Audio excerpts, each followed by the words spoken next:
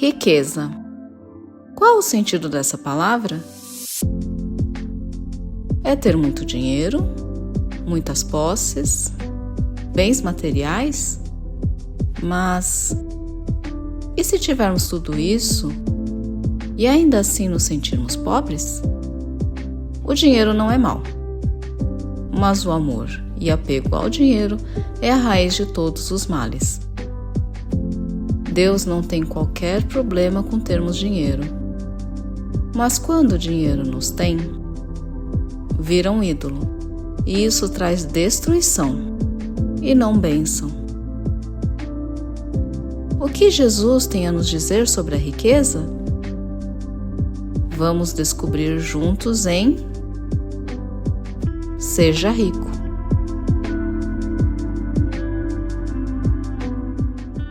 Nós estamos começando uma nova série esse mês. Na verdade vai ser uma minissérie, serão apenas 3 mensagens, mas nós queremos pensar com você um pouquinho a respeito dessa questão de como a realidade do dinheiro está envolvida com o reino de Deus.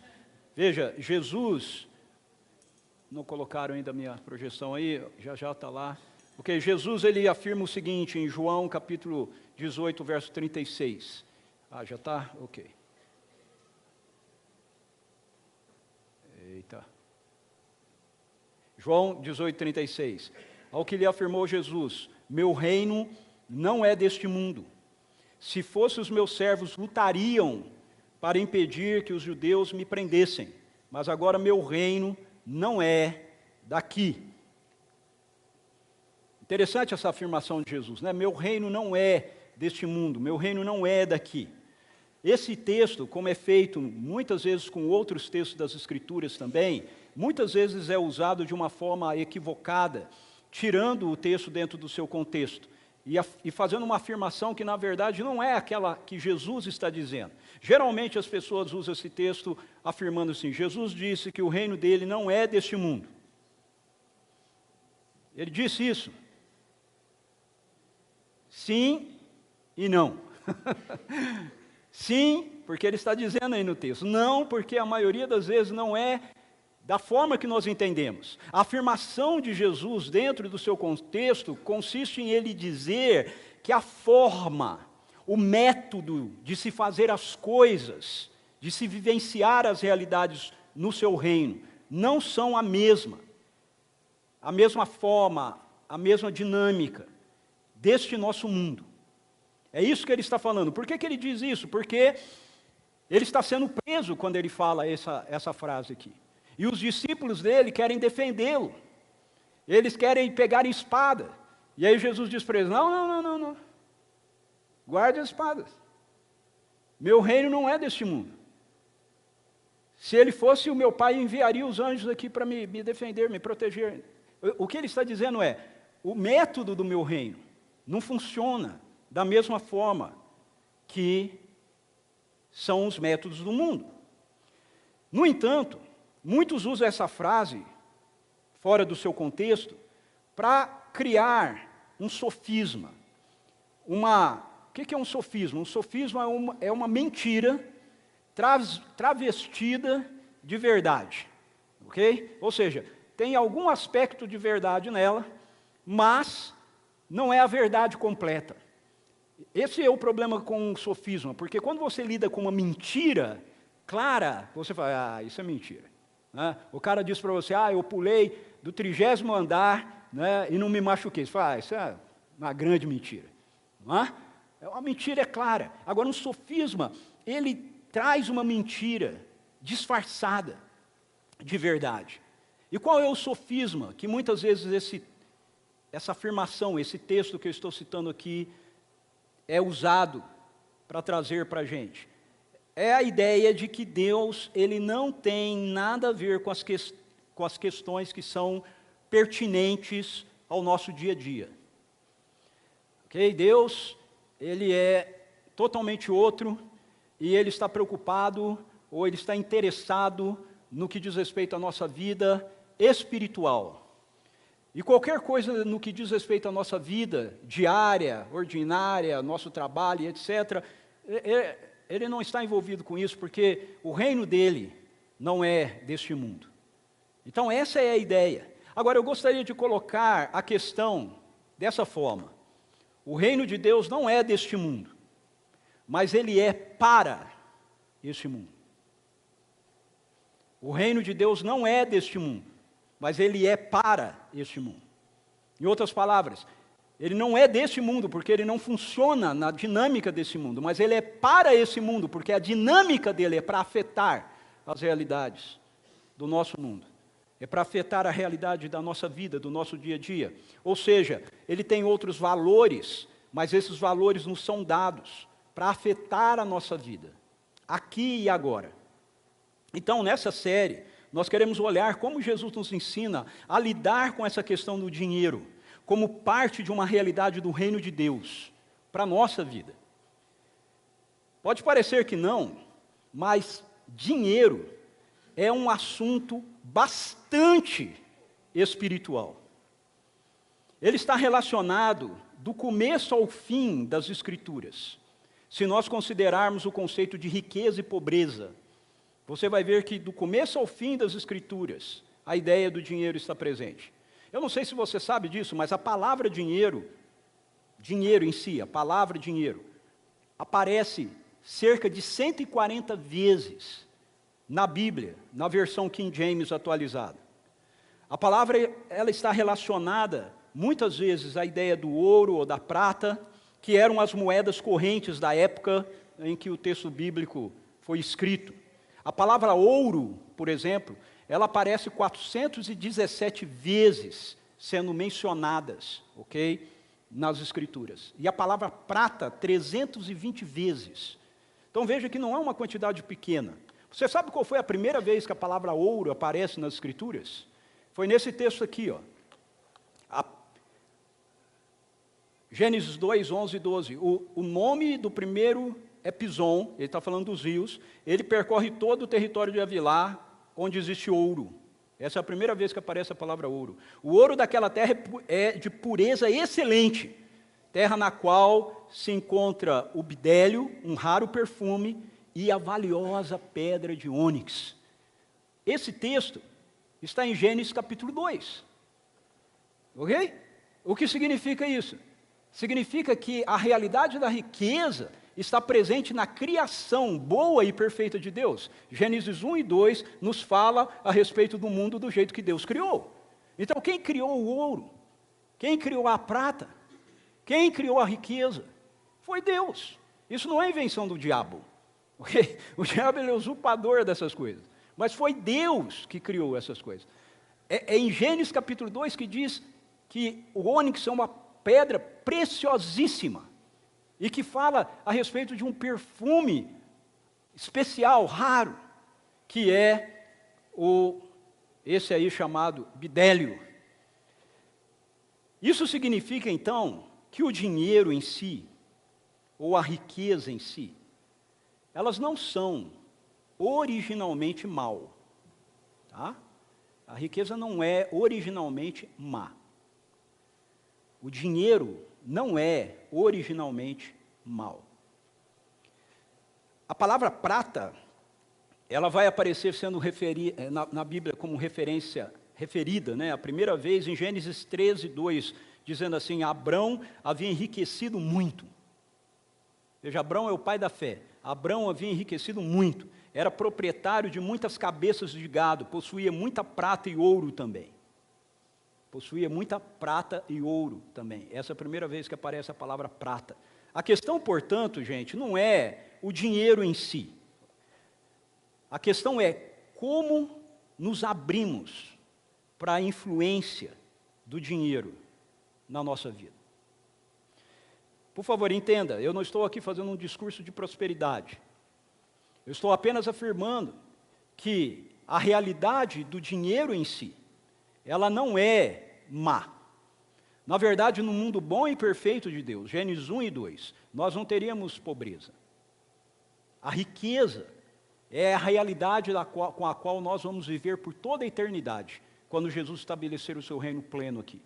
Ele diz que ninguém vai ter falta absolutamente de nada. Você leia Isaías capítulo 66, você lê Apocalipse capítulo 21, capítulo 22, e você vai ver isso. Isso significa então que as mazelas com as quais nós lidamos hoje, elas são, em termos, mazelas gerais, mas estou falando aqui em termos materiais, ok? Ela é consequência da nossa rebelião. Não é consequência do plano original de Deus. Agora, por que ela nos afeta negativamente? Como eu disse, nos afeta negativamente pela forma com a qual nós nos abrimos para ela. Então veja esse texto de Paulo, escrito lá em 1 Timóteo, capítulo 6, versículos 9 e 10. Paulo diz assim: no entanto, os que ambicionam ficar ricos, caem em tentação, em armadilhas, em muitas vontades loucas e nocivas, que atolam muitas pessoas na ruína e na completa desgraça. Porquanto o amor ao dinheiro é a raiz de todos os males, e por causa dessa cobiça, alguns se desviaram da fé e se atormentaram em meio a muitos sofrimentos. Eu percebo o que o texto bíblico está dizendo. Ele está dizendo que o dinheiro é mau? Não, ele está dizendo para a gente que os que ambicionam ficar ricos. Ele não está dizendo que a riqueza é má. Ele não está dizendo que se você trabalhar e pelo suor do teu rosto você adquirir, Deus abençoar você, como por exemplo ele abençoou Abraão, e você prosperar, ele não está dizendo que isso é ruim. Agora, ele está dizendo que se você ambiciona isso, isso é ruim. Ou seja, se prosperar materialmente, se prosperar financeiramente, se transforma no alvo da nossa vida, isso se torna um problema para nós. Porque o dinheiro tem uma força de controle poderosa sobre a nossa vida. De novo, ele diz que o dinheiro é ruim? Ter dinheiro é ruim? Não, ele diz que o amor ao dinheiro é mau. Ok? Você amar o dinheiro. Por quê? Porque o nosso amor deve ser dado a Deus, não a mamon. Não ao dinheiro, não à riqueza. Então, ainda que a gente possa vir a ter coisas, o que o texto bíblico está dizendo é que o nosso coração não pode estar apegado, não pode ficar acorrentado, preso, apaixonado pelas coisas que temos. E por quê? Porque o dinheiro, de acordo com Jesus, é uma das questões que mais afetam a nossa vida, a nossa dinâmica de vida dentro do seu reino. O amor ao dinheiro, a ganância, a vontade, o desejo, a meta no nosso coração de ficarmos ricos, é uma das realidades que mais sufocam a vida do reino na nossa vida, de acordo com Jesus. Olha esse outro texto, Mateus capítulo 4, verso 18 e 19, Jesus ele contou a parábola do semeador, ele fala de 3 tipos de solo, 3 tipos de coração, aonde a palavra do reino cai, e no terceiro tipo, ele diz, outras ainda, como a semente lançada entre os espinhos, escutam a palavra, porém quando chegam as preocupações da vida diária, a sedução da riqueza, e todas as demais ambições, agridem e sufocam a palavra, tornando-a infrutífera. O que torna a palavra infrutífera? O dinheiro? Não, não é o dinheiro. É a sedução pela riqueza. O que torna a palavra do reino infrutífera na sua vida? São as coisas que nós temos? Não, é a ambição. A ambição de termos mais. Então, nós vamos olhar como Jesus nos ensina a lidar com o dinheiro como uma questão do reino na nossa vida. A partir dessa ótica do céu e não do modelo da terra. E eu quero levantar 2 ensinos de Jesus aqui para a gente, hoje, quanto a isso. E o primeiro deles é que nós precisamos reconhecer que Deus é um Pai generoso. A maneira de nós lidarmos com o dinheiro, de uma forma que ele não nos domine, de uma forma que ele não nos escravize, de uma forma que ele possa até trazer prosperidade material para a nossa vida, mas essa prosperidade não nos prenda. De acordo com Jesus, é reconhecer que Deus é um Pai generoso. Mateus capítulo 7, versículos 11 e 12, Jesus diz assim: assim, se vós sendo maus, sabeis dar bons presentes aos vossos filhos, quanto mais o vosso Pai que está nos céus dará o que é bom aos que lhe pedirem. Portanto, tudo quanto quereis que as pessoas os façam, assim fazei-o vós também a elas, pois esta é a lei e os profetas. É interessante, Jesus diz, veja, se nós que somos maus sabemos dar boas coisas para os nossos filhos, quanto mais o vosso Pai que está nos céus. Ele é um bom Pai e Ele dá boas coisas, boas dádivas a todos aqueles que o buscam, a todos aqueles que pedem. É o que Jesus coloca aqui. Então eu vou pedir uma Ferrari ao Senhor. É disso que Jesus está falando? Você pode até vir a ter uma Ferrari, mas não é disso que Jesus está falando. Jesus está falando a respeito dessa postura do nosso coração, de reconhecer que as dádivas que nós recebemos, boas e perfeitas, elas vêm da mão do Pai. Agora, se você quiser ter uma Ferrari, eu quero ir para o versículo seguinte. O versículo seguinte diz para a gente aí do texto que nós acabamos de ler: portanto, tudo quanto quereis que as pessoas os façam, assim fazei vós também a elas, pois essa é a lei e os profetas. Bom, se você quer ganhar uma Ferrari, a minha pergunta é, você está disposto a dar ela para alguém? Está vendo? Isso é um mecanismo de pensamento da terra. O que Jesus está fazendo aqui é nos levar a olhar a perspectiva a partir daquilo que Deus providencia para a gente. Jesus nos ensina que a nossa generosidade é um reflexo da generosidade de Deus. Se nós estamos experimentando a generosidade de Deus na nossa vida, se nós estamos experimentando as boas dádivas de Deus na nossa vida, nós seremos pessoas generosas e disponíveis para dar as boas dádivas de Deus, para liberar as boas dádivas de Deus na vida de outros. Uma das expressões de nosso amor humano é que nós gostamos de presentear e de favorecer as pessoas que nós amamos. Sim ou não? Não é isso? A gente gosta. Eu gosto de dar presentes para a Suzy. Eu gostaria de ter mais dinheiro para poder dar mais presentes para ela. Eu gosto de presenteá-la. Eu gosto de presentear meus filhos. Eu gosto de dar presente para os meus amigos. Eu gosto mais de dar presente do que de ganhar presentes. Os meus filhos e minha esposa estão aqui como prova disso. Muitas vezes chegam no meu aniversário e eles me perguntam, o que você quer? Eu quase nunca sei o que eu quero. Eu fico feliz quando as pessoas me presenteiam, ok? Podem continuar me presenteando no meu aniversário, não tem problema nenhum. Dia do pastor, tudo, pode continuar presenteando. Mas assim, o meu foco não está nisso que eu ganho, está muito mais naquilo que eu tenho condições de dar. Eu me alegro com isso. E eu tenho certeza que você também. Você gosta de presentear as pessoas que você ama. Você gosta de presentear seus filhos, a sua esposa, os seus pais. Eu tenho certeza absoluta disso. Uma das formas de nós expressarmos o nosso amor é através da dádiva, é através do presente. Agora a pergunta é, por quê? Por que a gente é assim? Porque Deus é assim. Percebe? É isso que Jesus está dizendo. Deus é desse jeito. Deus não tem problemas em nos abençoar. Ele não tem problema em nos favorecer. Por quê? Porque é da natureza dele ser generoso.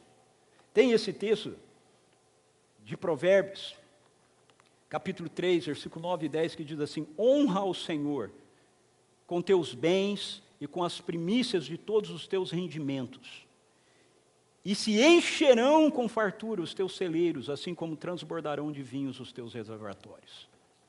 Honre ao Senhor. Veja, as pessoas usam esse texto muitas vezes invertido.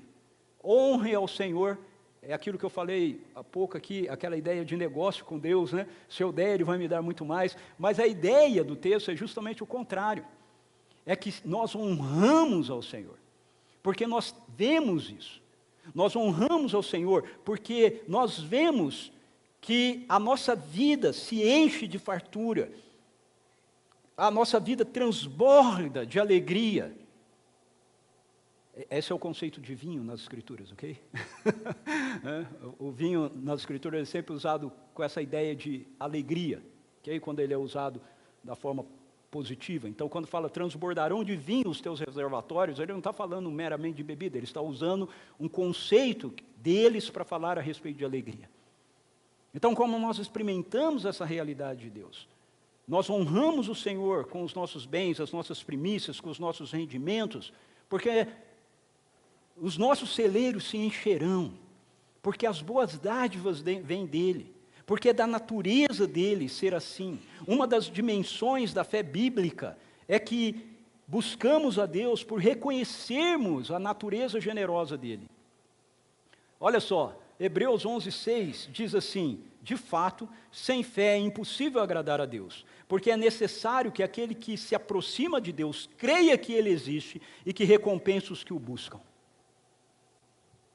Veja, é uma das dimensões da fé bíblica. É que nós nos relacionamos com Deus reconhecendo-o como um doador generoso, como alguém que de fato tem o prazer de nos abençoar. Muitas vezes esse texto de Hebreus ele é citado falando da primeira parte dele, não é? Sem fé é impossível agradar a Deus. E é verdade, sem fé é impossível agradar a Deus. Mas qual é a dinâmica dessa fé que agrada a Deus? Você o busca. Okay? Você precisa crer que ele existe, para que você possa buscá-lo. Agora, por que você o busca? Você o busca porque você sabe, diz o texto, você sabe, você precisa crer que ele existe, mas você também precisa crer que ele recompensa os que o buscam. E recompensa aqui não é meramente questões materiais, ok? Envolve isso também, mas vai muito além disso.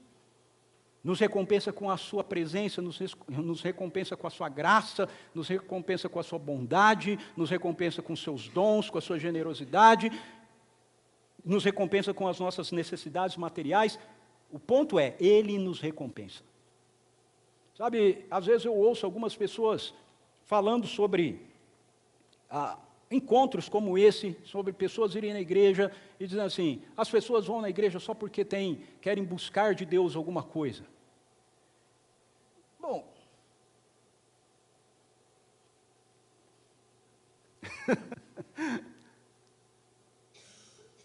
quando eu leio as Escrituras, me parece que as pessoas iam a Jesus, porque elas precisavam dele. Eu venho a Deus, porque eu preciso dele. De novo, sabe, são sofismas, meias verdades. Muitas vezes quando a gente entra por essa linha, a gente perde a expectativa por aquilo que Deus deseja fazer. Eu vou para o culto, mas eu não espero nada de Deus. Pois você está vindo para o culto de uma forma errada. Você precisa vir para o culto esperando de Deus. Esperando que Ele apareça, esperando que Ele toque na sua vida, esperando que Ele transforme realidades, esperando que Ele quebre cadeias. Você veio para cá hoje esperando o quê dele? Pode parecer muito espiritual esse negócio, sabe? Eu só agradeço a Deus, eu não peço nada. Bom, você não está fazendo aquilo que Jesus mandou, porque Jesus mandou pedir e dar-se-vos-á, buscar e achareis, bater e abrir-se-vos-á. Você deve ter uma vida de gratidão a Deus, mas você também deve ter uma vida de dependência de Deus. Percebe? Parece muito espiritual, mas não é. Não é, é arrogância. Quando eu digo eu não preciso de nada, pedir nada para Deus, eu estou sendo arrogante, eu estou dizendo que eu resolvo todas as coisas da minha vida. E isso não é assim. Ele é meu bom pai. É a Ele que eu tenho que recorrer. Não é aquilo que eu tenho.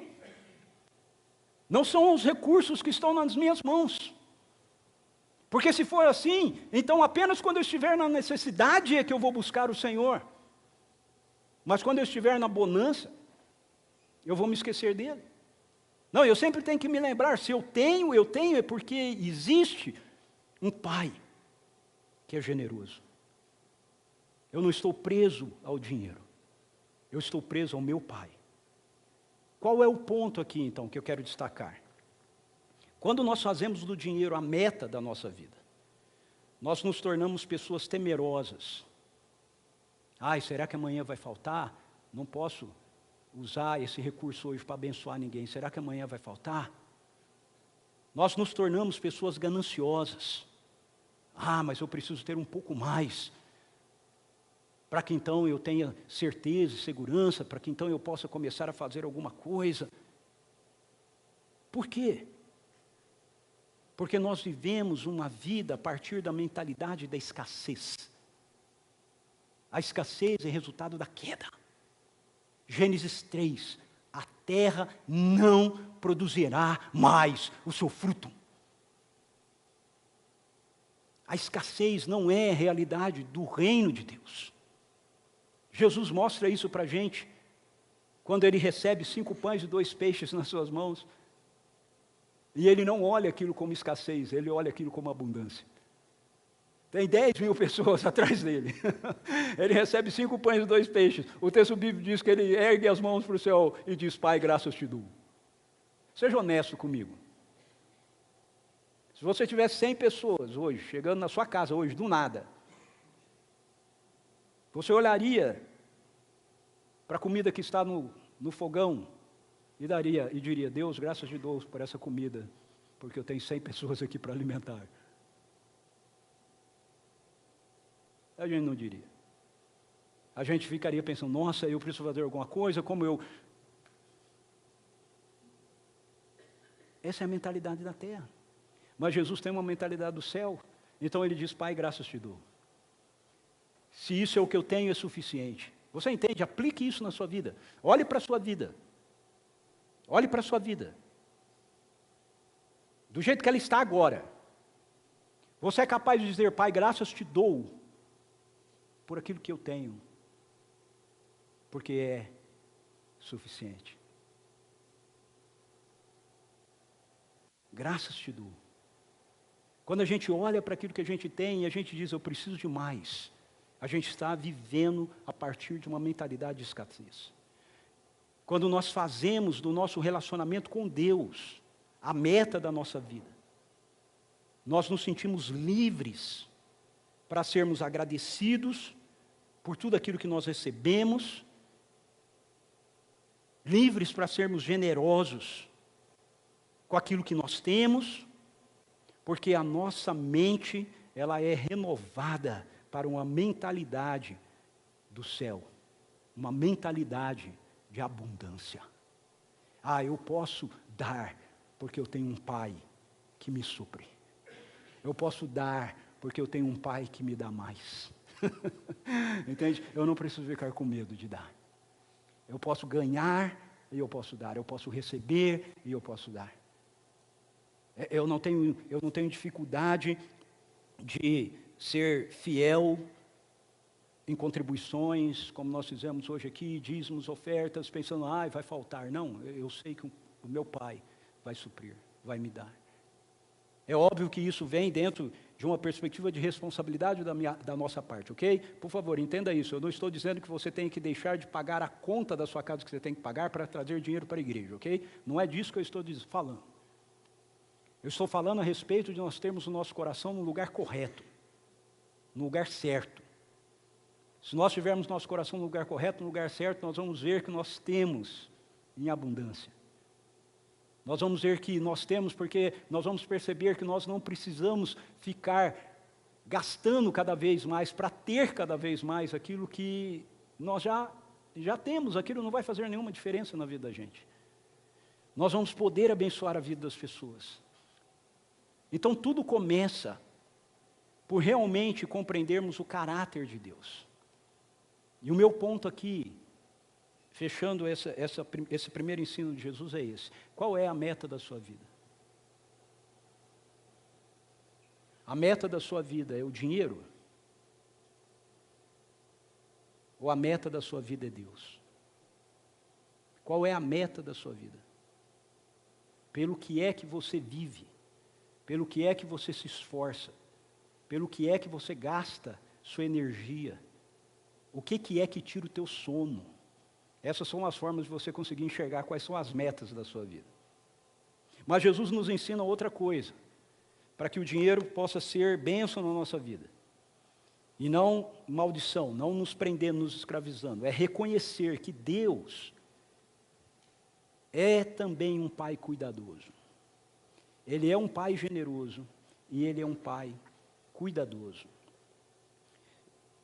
Ainda dentro do Sermão do Monte, Mateus 6, Jesus diz assim para os seus seguidores: portanto, não vos preocupeis dizendo, que iremos comer, que iremos beber, ou ainda, com que nos vestiremos?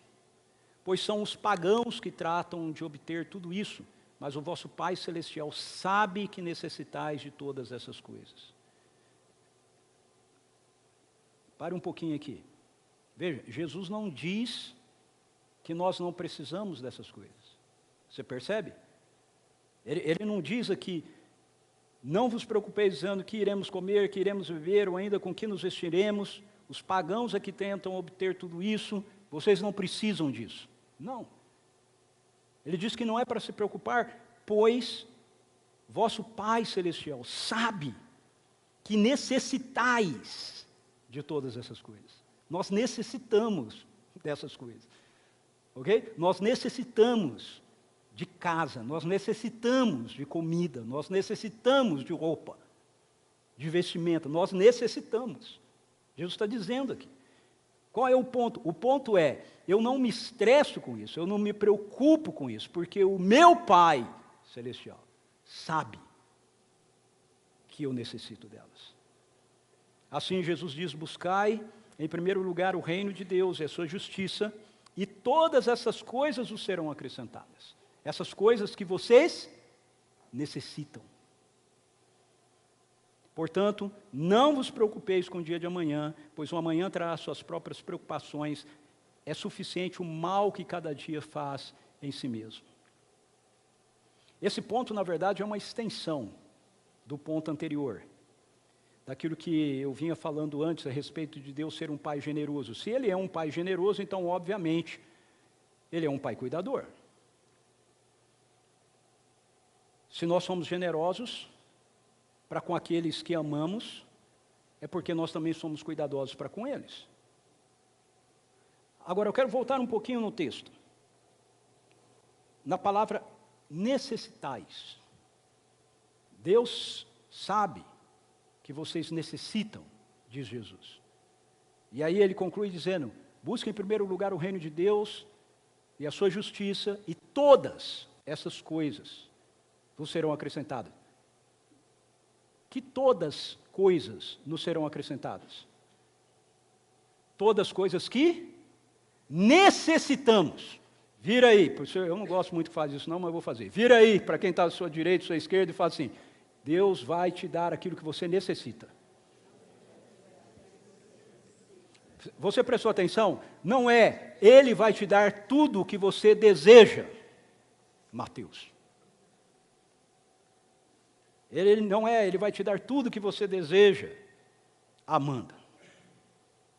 Ele vai dar tudo o que você necessita. Porque muitas das coisas que nós desejamos, nós não necessitamos. E Ele pode até nos dar, ok? Porque Ele é generoso, ok? Mas Ele também pode não nos dar. E se Ele não nos der o que nós desejamos, não significa que Ele não seja cuidadoso. Não significa que Ele não nos ame. Não significa que Ele não esteja se importando conosco. Eu penso que há uma confusão nisso aqui.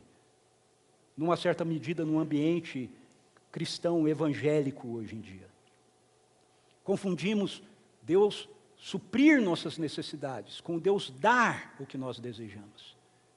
E confundimos isso porque nós vivemos a partir da mentalidade da terra, e a mentalidade da terra é uma mentalidade de cobiça. A mentalidade da terra é uma mentalidade onde nós estamos sempre insatisfeitos, porque nós estamos sempre olhando para o outro que tem mais do que a gente. Olhe para quem tem menos do que você e você vai começar a ficar satisfeito com o que você tem na sua vida. Vamos lá. Eu não tenho uma casa própria, moro de aluguel. E a pessoa que mora na rua? Que não pode morar de aluguel?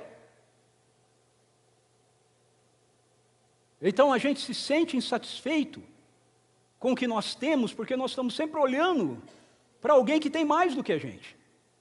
Agora, começa a olhar para alguém que tem menos que você, e você vai começar a se sentir satisfeito. Você vai começar a dizer: Deus, como eu sou afortunado. Deus, como eu sou rico. Deus, como o Senhor faz coisas maravilhosas. Observe as crianças. Fica absolutamente claro que elas não se preocupam com o seu próprio sustento. Elas fazem isso que Jesus está dizendo. Não se preocupe com o dia de amanhã. Nenhum dos meus filhos, nunca, quando criança, vinham a mim e falavam: papai, será que nós vamos ter alguma coisa para comer amanhã? Não, eles simplesmente chegavam no dia seguinte e pediam o que eles queriam comer. E às vezes eu tinha que dizer para eles: não tem Danone. Não tinha aquilo que eles desejavam. Muitas vezes.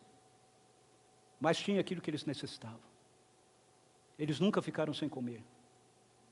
Nem sempre era manteiga para passar no pão. Muitas vezes era margarina. Mas tinha o pão. Nós precisamos romper com essa perspectiva que a nossa sociedade impõe sobre nós, de que se as coisas não estão acontecendo do jeito que nós desejamos, então nós somos infelizes. Isso não é verdade. Precisamos ter o coração como de uma criança. Hoje funciona da mesma forma com as minhas netas. Elas vão em casa e elas querem, sei lá, uva. E eu falei: o vovô não foi no supermercado hoje, não tem uva não.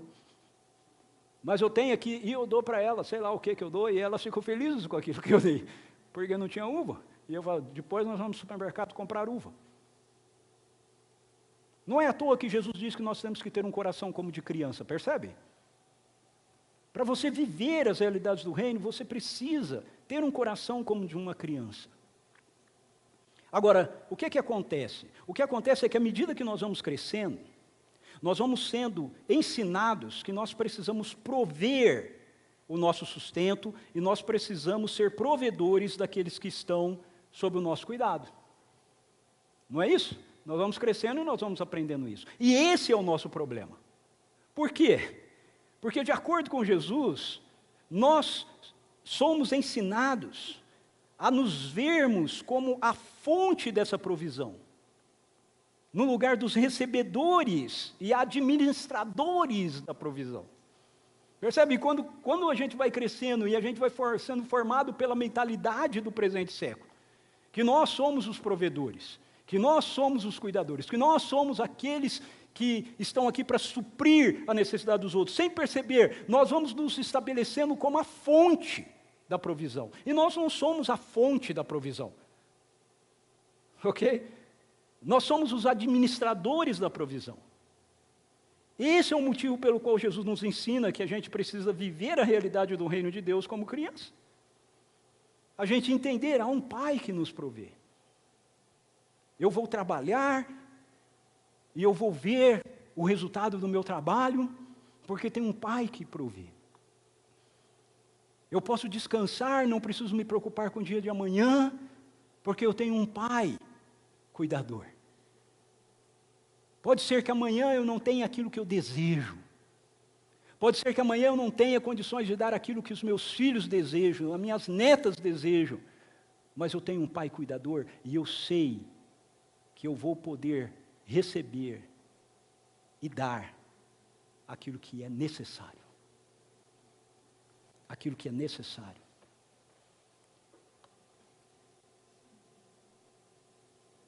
Jesus diz que é uma mentalidade pagã, ou seja, uma mentalidade que está alinhada a este mundo aqui, e não ao mundo do Pai.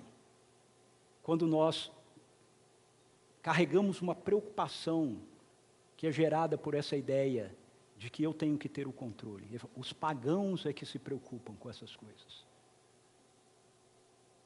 Jesus conta uma parábola muito interessante sobre isso. Está lá em Lucas 12, ele diz assim: ele lhes propôs uma parábola. As terras de certo homem rico produziram com abundância. E ele começou a pensar consigo mesmo: que farei agora? pois não tenho onde armazenar toda a minha colheita. Naquela época não tinha banco, né, para fazer depósito, okay? Era espécie, né, matéria. Então lhe veio à mente, já sei, derrubarei os meus celeiros e construirei outros ainda maiores, e ainda guardarei toda a minha safra e todos os meus, e ali guardarei toda a minha safra e todos os meus bens. E assim direi à minha alma: tens grande quantidade de bens, depositados para muitos anos. Agora tranquiliza-te, come, bebe, divirta-te. Contudo, Deus lhe afirmou: tolo, essa mesma noite arrebatarei a tua alma, e todos os bens que tens entesourado, para quem ficarão? Isso também acontece com quem poupa riquezas para si mesmo, mas não é rico para com Deus. Veja, o problema de Jesus é você poupar riquezas? Não, é você poupar riqueza para si mesmo. No lugar de você ter um coração generoso, ser rico para com Deus. Por que Jesus conta essa parábola? Ele conta essa parábola por causa disso aqui, ó. Em seguida lhes advertiu: tende cautela e guardai-vos de toda e qualquer avareza, porquanto a vida de uma pessoa não se constitui do acúmulo de bens que possa conseguir. E aí ele conta a parábola. Qual o problema, novamente? É o dinheiro? É o que a gente vai ter? Não, é a avareza. Percebe? Você percebe isso na parábola? O ponto da parábola é: eu guardarei tudo o que eu tenho. Ele não pensa assim: puxa, eu recebi uma grande colheita, eu vou guardar uma parte, eu vou poder abençoar a vida de outros com aquilo que eu recebi. Não, o ponto dele é: eu guardarei toda a minha riqueza. Guardarei tudo o que eu tenho. Então o ponto é a avareza, não é a riqueza. Não é que, o problema na parábola de Jesus não é que o cara teve uma grande safra. A grande safra veio como bênção de Deus. O problema é como você lida com isso. O problema, portanto, na nossa vida, na minha vida, na sua vida, não é com aquilo que Deus te abençoa para você receber, é como você lida com aquilo que Deus te abençoou. Esse é o ponto. Esse é o ponto. Certa vez eu estava conversando com meu pai. Meu pai já está com Jesus na glória. E eu sempre reclamava muito com ele por causa do meu imposto de renda.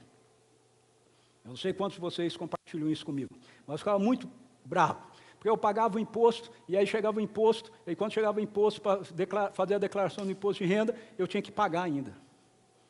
Eu falava: mas isso não é correto, eu já paguei o imposto tudo. Agora eu moro numa casa alugada, eu não posso declarar, eu declaro que eu moro em casa alugada, eu gasto isso, e isso não é deduzido, como assim? E eu ficava reclamando, né, com meu pai. E o meu pai sempre falava para mim assim: filho, você está olhando isso pela ótica errada. Gostaria eu de poder pagar por imposto de renda, todas as vezes que eu fizesse declaração, 3 mil, 4 mil reais. Eu falei: como assim, pai? Eu falei: se eu estou pagando 3 mil, 4 mil reais de imposto, pensa quanto eu estou ganhando.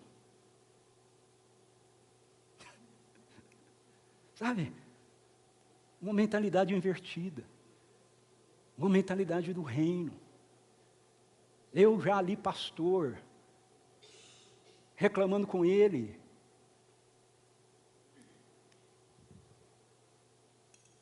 Com a minha mentalidade de escassez. E ele me ensinando. Com a sabedoria de anos de vida dele. Com uma mentalidade de abundância. Então o problema não é do que a gente recebe. Eu oro para que Deus abençoe grandemente a sua vida. Eu oro para que Ele faça você prosperar muito materialmente, financeiramente. Não tem nenhum problema com isso. Nenhum problema. Mas acima de tudo eu oro para que Deus dê a cada um de nós um coração generoso, um coração alinhado com o coração dele. Porque é isso que nos torna rico. Qual é o ponto aqui? O ponto aqui é que nós precisamos entender que a nossa identidade não está baseada no que nós somos capazes de adquirir. A nossa identidade está baseada na compreensão de quem somos para Deus. Se nós entendermos que somos filhos e filhas, então a natureza cuidadora do Pai vai tomar conta do nosso coração. Isso vai nos levar a viver não em busca de riquezas, mas como Jesus ensinou, em busca do reino de Deus, sabendo que nós podemos descansar no cuidado do nosso Pai. Buscai assim em primeiro lugar o reino de Deus e a sua justiça. Todas essas coisas serão acrescentadas. Eu quero concluir propondo algumas ações práticas aqui para o uso, para a forma que nós lidamos com o dinheiro. A primeira delas é gratidão. Seja grato a Deus por todos os recursos que Ele tem colocado em sua mão. Veja, não seja grato a Deus quando você estiver recebendo mais. Seja grato a Deus por todo o recurso que Ele coloca agora na sua mão. Não é eu vou ser grato a Deus quando eu estiver recebendo X, ou quando a minha empresa estiver faturando tanto. Não, seja grato a Deus com tudo aquilo que Ele coloca agora nas suas mãos.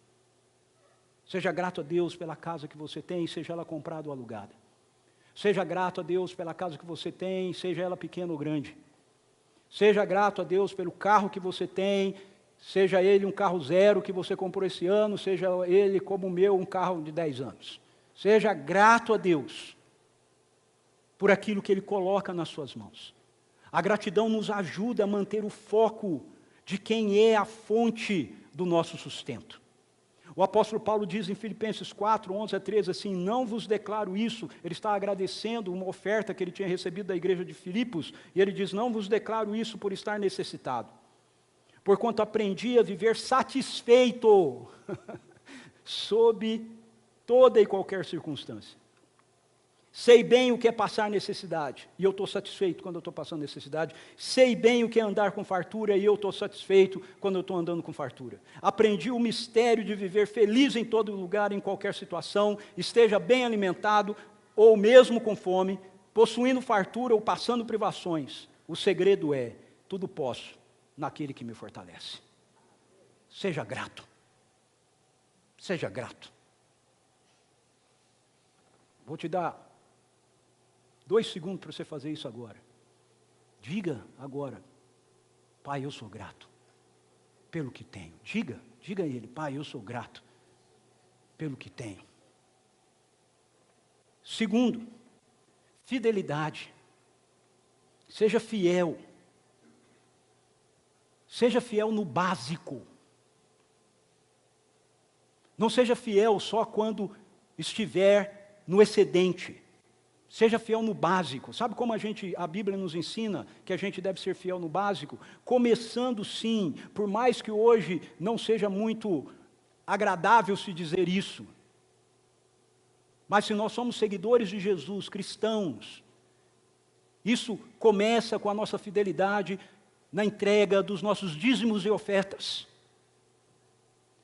2 semanas atrás, uma pessoa estava discutindo comigo, dizendo, as igrejas tinham que ser taxadas para pagar imposto nos dízimos. Eu falei, por que se as pessoas que dão voluntariamente, dão porque têm compromisso com Deus, e aquilo que elas dão, elas estão dando de algo que elas já pagaram, porque já recolheram o imposto.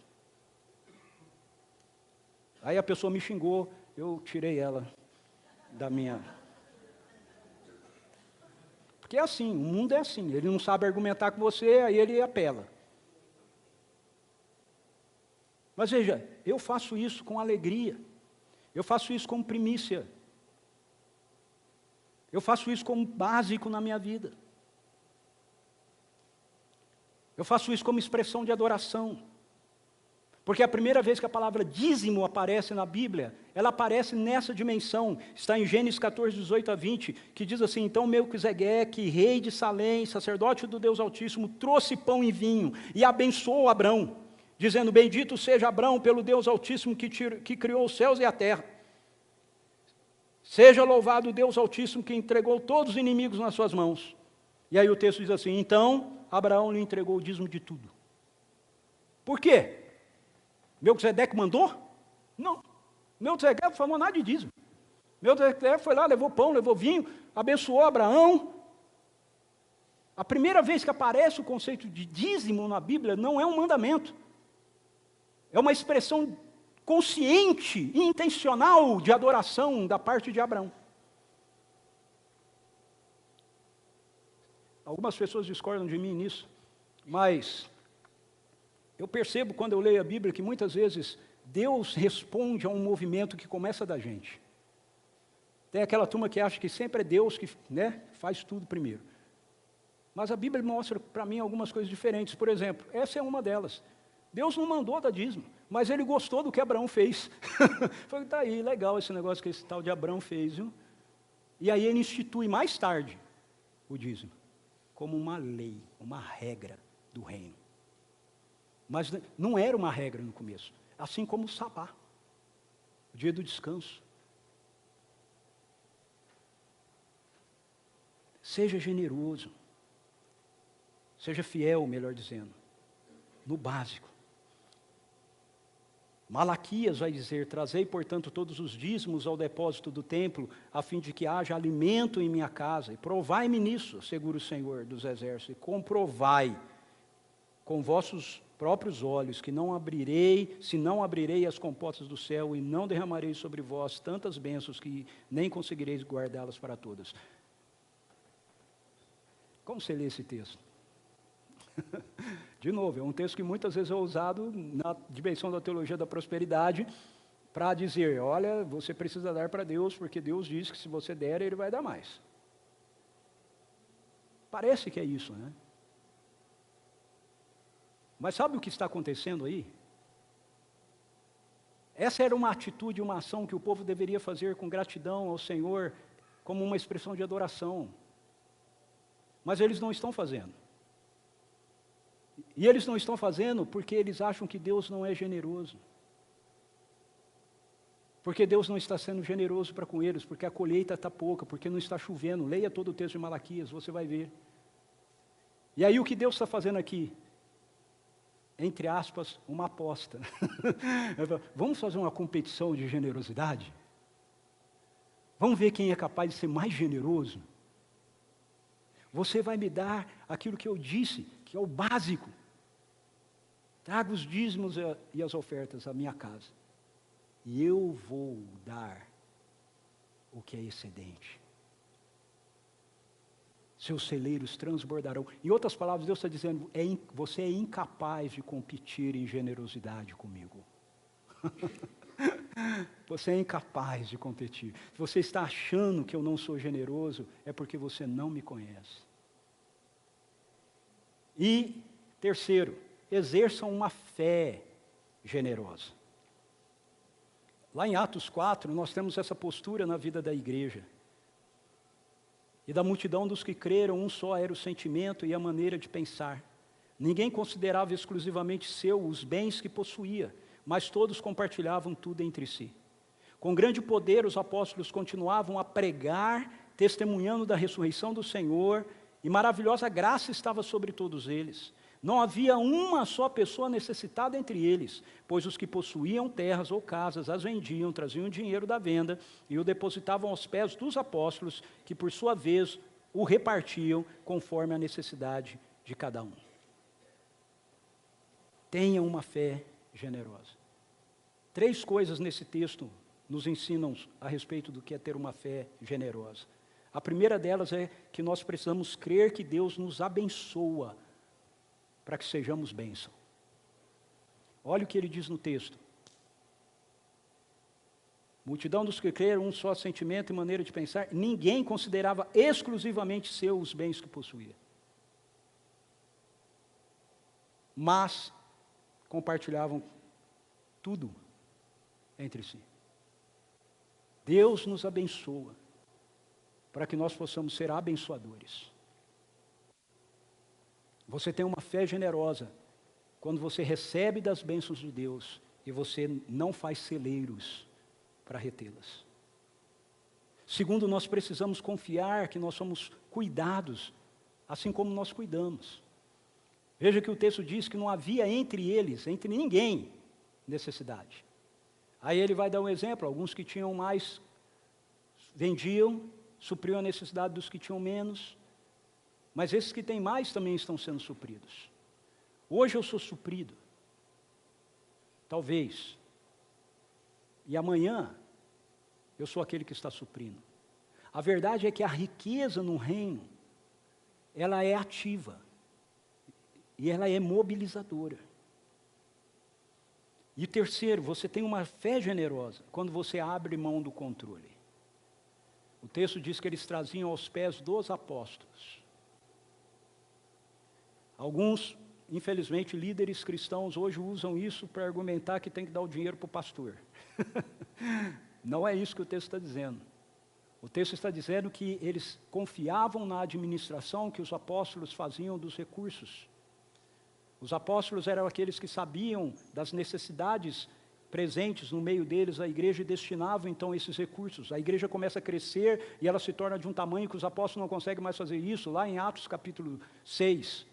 E aí então eles instituem os diáconos para eles estarem fazendo isso. Veja, muitas vezes nós queremos ter controle sobre o que nós damos. Eu vou ofertar, eu vou dar, eu vou fazer, desde que seja usado assim, desde que seja para isso. Às vezes a gente usa do recurso da generosidade para sermos manipuladores, para controlarmos a vida das pessoas. E eu não estou falando isso só dentro do cenário da igreja, ok? Às vezes na nossa casa, sem a gente perceber, a gente faz isso com os nossos filhos. Se você fizer assim, se você agir assim, então o papai te dá o presente. Veja, isso não é generosidade, isso é manipulação. Você não está sendo generoso, você está manipulando. Então nós precisamos ser pessoas que abram mão do controle. Quando a gente abençoa liberando a pessoa, liberando o recurso. Eu tenho um amigo que gosta muito de vinho. O pessoal da música pode vir para cá? Eu tenho um amigo que gosta muito de vinho. E por ele gostar muito de vinho, e Deus o abençoar, né? Ele tem bons vinhos na adega dele. E uma vez ele me contou que ele deu um vinho de presente para uma pessoa. Presente de aniversário. Foram no jantar e deu o vinho. E aí, aquele vinho italiano, né, maravilhoso. E aí a pessoa chega lá, abre o vinho, bota umas pedras de gelo dentro do copo e bota o vinho. E esse meu amigo queria morrer. Queria pegar o vinho de volta. Não é. E aí a esposa dele falou para ele, mas você não deu o vinho? Mas não é assim que toma vinho, mas você não deu o vinho? Ele não é mais seu. Entende? Você não deu o recurso? Ele não é mais seu. Se você deu, seja numa expressão de adoração na comunidade local, seja abençoando alguém da sua casa, da sua família, um amigo, não importa. Se você deu, o recurso não é mais seu. É um problema da pessoa. Ah, mas ele vai usar mal. Se ele usar mal, é um problema dele. Não é um problema nosso. Entende? Fé generosa é uma fé que abre mão do controle e deixa o controle nas mãos do Senhor. Fique em pé, vamos adorar o Senhor e vamos encerrar essa manhã. Eu quero orar por você. Quero orar por você que está em casa também. Pai, eu te dou graças pelo dinheiro. Nós declaramos aqui, em nome de Jesus, que o dinheiro é uma bênção do teu reino. Mamon tem tentado controlar, mas na autoridade do nome de Jesus, ele está debaixo dos nossos pés. Eu oro, Pai, para que o Senhor libere generosidade aos nossos corações agora. Eu te agradeço pela generosidade que está presente na vida dessa comunidade, na vida desses irmãos e irmãs, na vida daqueles que estão em casa, na minha vida, mas eu peço um aumento disso, um aumento de generosidade. Nós podemos ser generosos porque o Senhor, nós temos um Pai que está nos céus, que é generoso. Nós temos um Pai que cuida de nós. Então, Senhor, nós somos gratos por aquilo que temos hoje e seremos gratos por aquilo que o Senhor nos der amanhã. Em nome de Jesus. Amém. Amém. Amém. Vamos cantar uma canção e nós vamos receber a bênção.